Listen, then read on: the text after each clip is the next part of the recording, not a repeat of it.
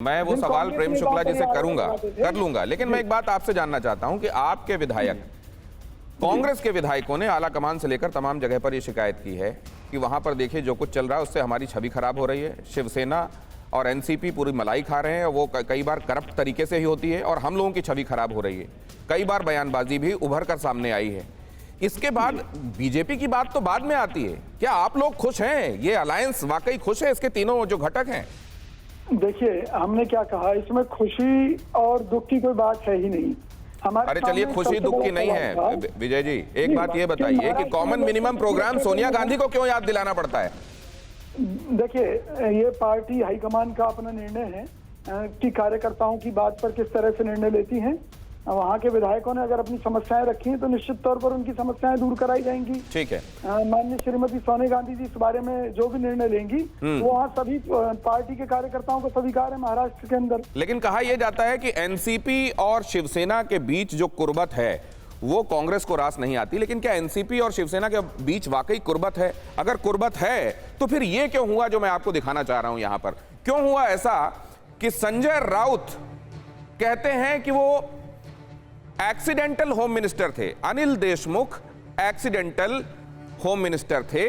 Home ministry का जो कोटा था वो एनसीपी को जा रहा था। दो नेताओं को, वरिष्ठ नेताओं को अप्रोच किया गया था, जिसमें अब दिलीप वलसे पाटिल जिनका नाम है वो भी थे। लेकिन क्योंकि उन्होंने तब मना कर दिया, इसलिए एक्सीडेंटल होम मिनिस्टर बन गए अनिल देशमुख। जब अनिल देशमुख को एक्सीडेंटल होम मिनिस्टर बताया गया तो क्या हुआ, तो मैं बताऊं उससे पहले आज क्या हुआ है। नैतिक आधार पर मैं गृह मंत्री के पद से इस्तीफा देता हूं। सवाल दो हैं कि नैतिकता का यह तकाजा कहां तक पहुंचेगा? क्या मुख्यमंत्री की कुर्सी तक भी? क्या सरकार रहेगी या इस एक मुद्दे पर सरकार अब जाएगी? वैसे तो बहुत सारे मुद्दे ऐसे हैं जो उद्धव सरकार के सामने यक्ष प्रश्न की तरह घूम रहे हैं, लेकिन क्या ये बहुत बड़ा मुद्दा हो गया, ये हम समझने की कोशिश कर रहे हैं। लेकिन ये देखिए क्या हुआ था जब ये बात कही गई। दुर्घटनावश गृह मंत्री बन गए देशमुख। संजय राउत कई बार जो स्टेटमेंट देते हैं, जाहिर है वो बहुत अपने यहां मशवरा करने के बाद, उद्धव ठाकरे से मशवरा करने के बाद देते होंगे। और अगर ऐसा उन्होंने कहा था कि दुर्घटनावश बने वो, तो उधर एनसीपी की तरफ से क्या कहा गया? देशमुख एक्सीडेंटल गृह मंत्री नहीं है। नवाब मलिक ने यह बात स्पष्ट की कि वो एक्सीडेंटल गृह मंत्री नहीं है, वही चॉइस थे और उन्हीं को बनाया गया। लेकिन क्या यह बात ऐसे ही कह दी गई थी? और संजय राउत ने एक बात और कही कि यूपीए का अब जो मुखिया है वो बना दिया जाना चाहिए शरद पवार को। हालांकि बाद में वो इस बात से पीछे आए, लेकिन तब तक देर हो चुकी थी और ये कहा जा रहा है इस बात से सोनिया गांधी बहुत क्षुब्ध थीं।